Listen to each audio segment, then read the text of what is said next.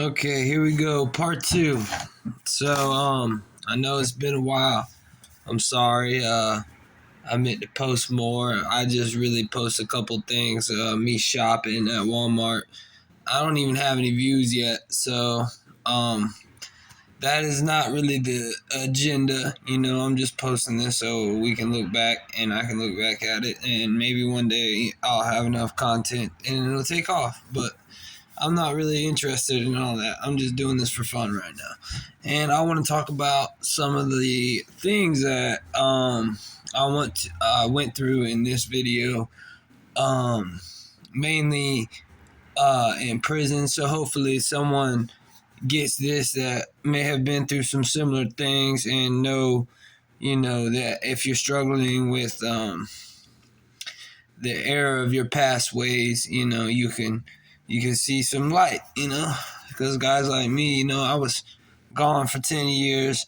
And yeah, anyways, so let's start at the beginning though. So when I was a youthful offender, so I went through Lake Butler, Florida, and I was a youthful offender. And so it was really crazy. Like, there was a lot of extortion going on.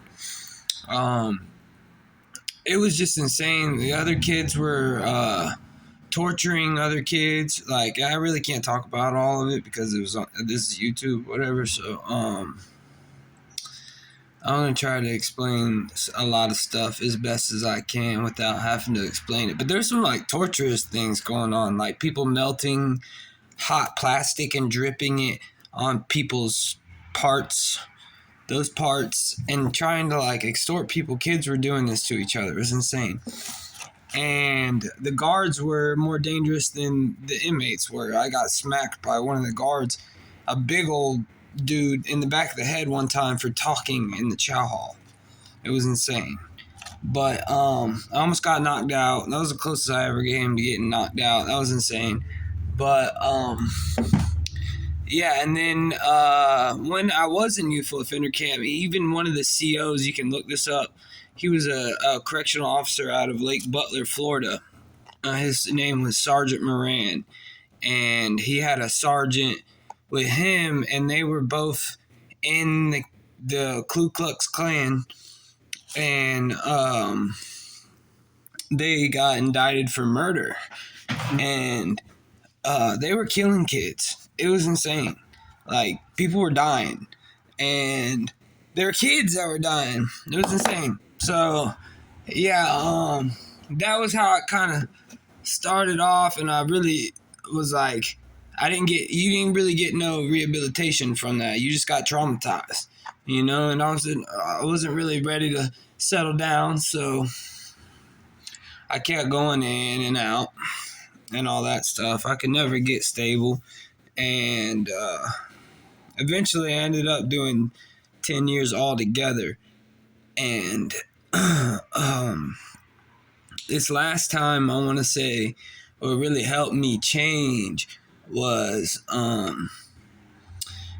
music and art and my children, and really just like finding something that you can get lost in, like art, or even if it's just like writing down your thoughts of what you want to do and how you can change. If you just write that down every day and create a song out of it, or a poem, even if you don't like writing music, that'll help you kind of get it instilled into your head and make manifestations become reality.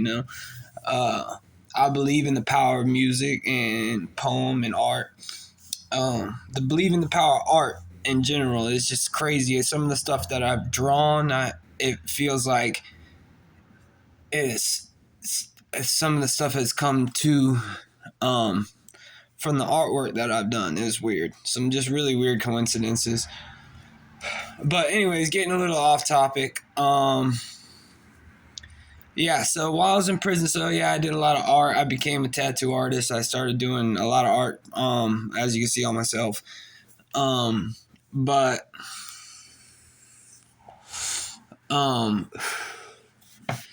so the time I went as an adult, I went to Century. I've been to 12 different prisons. I'll name them all eventually in another video maybe, but I'm going to try to hit some of the craziest stuff that's happened to me in that time frame and how I got out of there and kind of changed and turned my life around.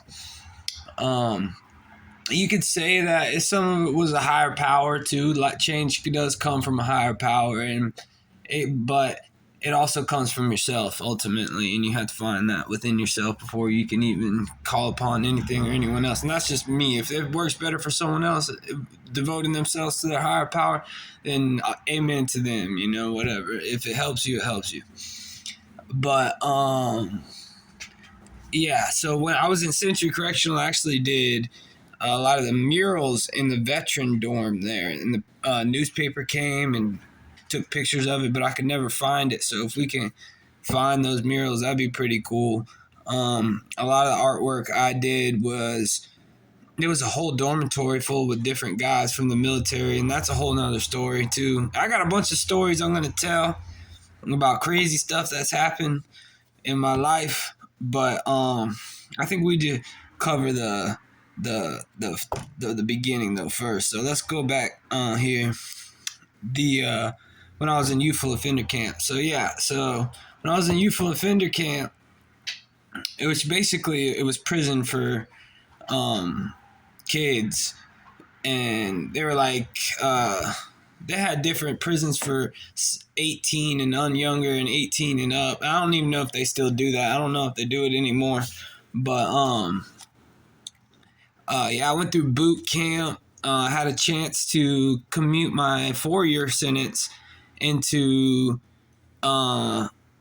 probation and do the rest of my time on probation, but I violated my probation because I was homeless.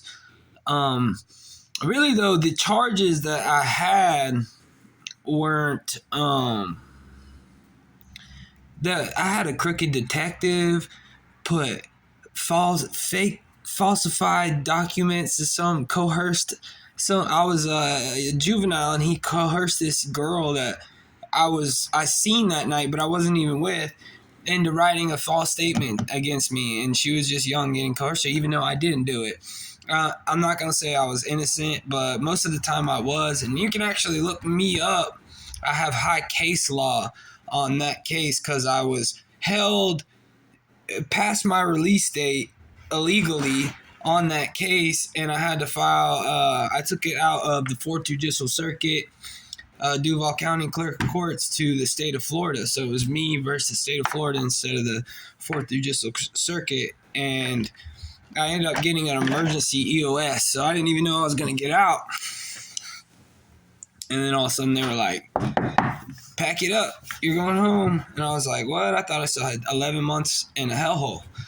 And I was in confinement and everything. I did a total of 180 days in confinement altogether. So it's about 6 months of my life I've spent behind a door, which is terrible. But a lot of my time I did in different work camps and stuff like that. So, but I'm going to try to cover a lot of little crazy stories that happened to me that kind of envelop this change.